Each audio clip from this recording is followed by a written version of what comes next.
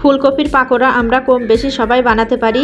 আজকে আমি খুব সহজেই ফুলকপির পাকোড়া বানিয়ে দেখাবো। চলুন রেসিপিটি দেখি। প্রথমে ফুলকপিগুলো কেটে নিয়েছি। চুলায় একটি পাত্রে পানি বসিয়ে দিয়েছি, সাথে দিয়েছি লবণ। পানিটা যে গরম হয়ে এসেছে ফুলকপিগুলো ঢেলে দিয়েছি। ফুলকপিগুলো হালকা সিদ্ধ করে তুলে নিয়েছি।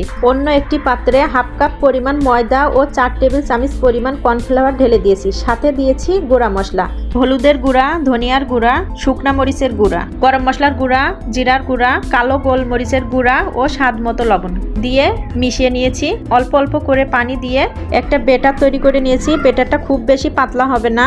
বেটারটা যে রেডি হয়ে গিয়েছে তখন সিদ্ধ করে রাখা ফুলকপিগুলো ঢেলে দিয়ে ভালোভাবে মিশিয়ে নিয়েছি। চুলায় একটি প্যান বসিয়ে তাতে পাকোড়াগুলো ভাজার জন্য পর্যাপ্ত পরিমাণে তেল ঢেলে দিয়েছি। তেলটা যে গরম হয়ে এসেছে তখন মাখিয়ে রাখা পাকোড়াগুলো একটা একটা করে দিয়ে দিয়েছি। এবার উল্টায় পাল্টায় ভালোভাবে ভেজে তুলে নিয়েছি। এভাবে তৈরি করে ফেললাম দারুণ স্বাদের মুচমুচে ফুলকপির পাকোড়া।